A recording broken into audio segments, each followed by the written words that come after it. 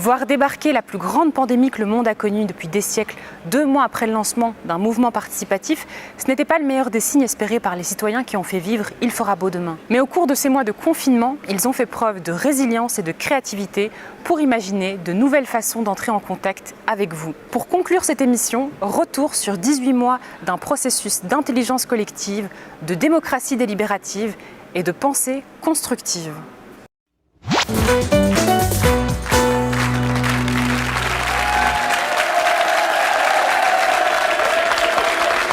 Bonjour à tous, nos invités d'aujourd'hui ont tous des noms extrêmement difficiles à porter. Et oui, il y a des noms plus faciles à porter que d'autres. Notre mouvement s'appelle « Il fera beau demain ». Mais pourquoi il fera beau demain? Il est devenu essentiel que la grisaille des esprits soit dissipée, que les éclaircies se refassent un chemin. C'est chouette comme métaphore, non? C'est pas une métaphore, c'est une périphrase. Oh, fais pas chier. Ça, c'est une métaphore. Notre plan était simple.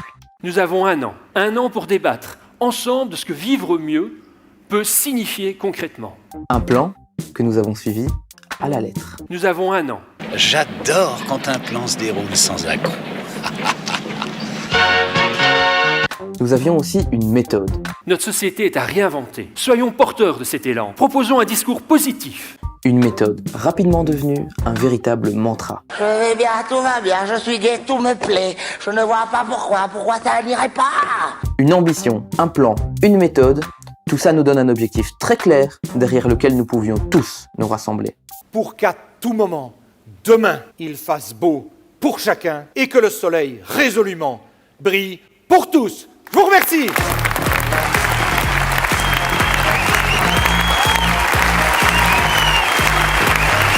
L'impulsion était donnée, il n'y avait plus qu'à passer à l'action. La première étape, ce fut de rêver tout haut.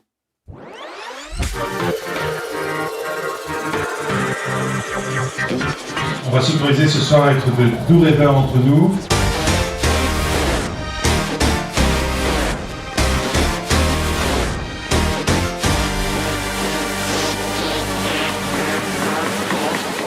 Ces 7 rêveries collectives ont été l'occasion de récolter à l'appel des idées, des envies et des visions de société. Mais aussi une chance pour accumuler de l'enthousiasme. C'était une très bonne surprise parce que je ne m'attendais pas du tout à ce que ça soit aussi participatif. Pour confirmer notre démarche d'ouverture. Tout le monde avait son temps de parole, tout le monde était écouté, on a pris note de toutes les idées qui ont été dites. Pour valider nos convictions. Il y a un moment, soit on subit les règles, soit on les change. Pour afficher notre audace. Faire confiance à la politique et faire confiance aux citoyens aussi. Et pour clamer notre pari. Et faire un bon demain, oui. Derrière les nuages, il y a le soleil toujours. Ouais, c'est pas faux. Les citoyens sont tenus de rester chez eux afin d'éviter un maximum de contacts et tous les rassemblements sont interdits. Une pandémie. D'accord. Un confinement. D'accord. Tous contacts sociaux interdits. D'accord. Est-ce qu'on pouvait imaginer pire comme obstacle pour un mouvement participatif? Non, je ne crois pas, non. Et pourtant, cela ne nous a pas empêchés de rebondir. Parce qu'il fera beau demain avait aussi prévu de se déployer en ligne. 3615, code de qui n'en veut, le rendez-vous des jeunes qui n'en veulent. Un déploiement articulé autour du lancement d'une plateforme de démocratie participative. Attention, celui que vous devez cliquer, c'est ilferabeaudemain.team. Esprit d'équipe.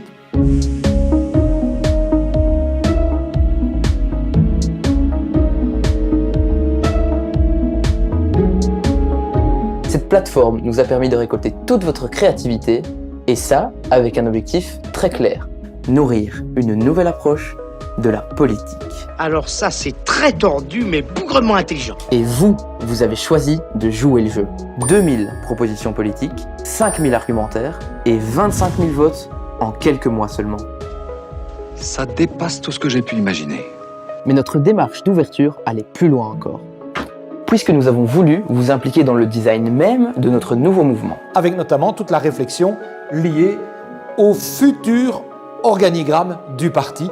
Comment le mouvement va-t-il se mettre en action? Après ce brassage d'idées nouvelles, il a fallu les mettre à l'épreuve. La crise sanitaire se prolongeant, nous avons donné naissance au débat confiné.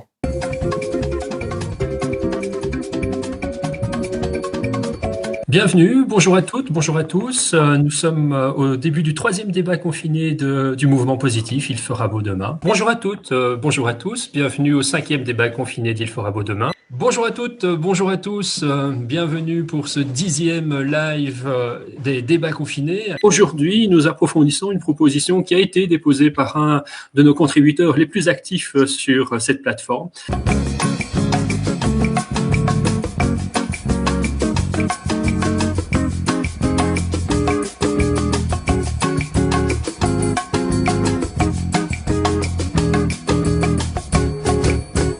Des dizaines d'experts échangeant en direct et argumentant sur les avantages et les inconvénients de certaines propositions.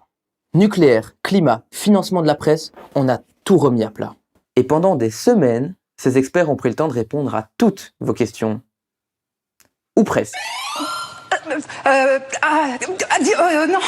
On a failli l'avoir, mais on l'a pas eu. Durant l'été 2020, nous nous sommes enfermés dans un bureau et nous avons rassemblé, trié, analysé, disséqué, parfois même jusqu'à l'os, toutes vos idées, toutes vos propositions. J'espère que vous avez le cœur bien accroché parce que c'est une véritable boucherie à l'intérieur.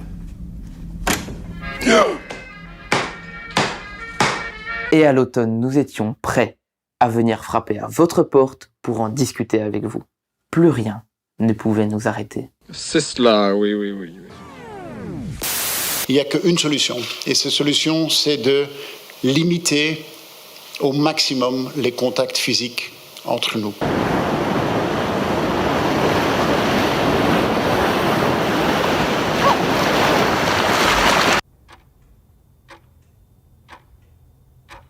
Alors ça, c'est injuste. C'est vraiment trop injuste. Mais la consternation n'a pas duré longtemps. Très vite, les citoyens qui font vivre Il fera beau demain se sont ressaisis. Et ils ont relancé une série de processus d'intelligence collective autour de questions clés qui formeront le squelette idéologique du futur mouvement.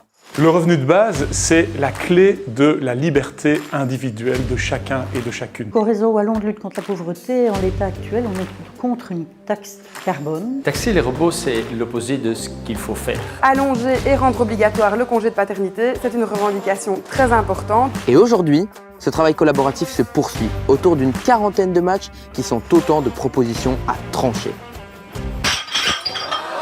Malgré la crise, Il fera beau demain a le vent en poupe. Parce qu'il fera beau demain respire l'air du temps. Parce qu'il fera beau demain, c'est toi, plus moi, plus eux, plus tous ceux qui le veulent. Aujourd'hui, le mouvement est mûr pour une nouvelle étape. Et encore une fois, pour grandir, il a besoin de vous. Êtes-vous prêts à vous impliquer encore une fois? Êtes-vous prêts à faire changer les choses? Êtes-vous prêts à transformer ce mouvement positif en un acteur majeur de la politique belge, un acteur de changement? Oh yeah!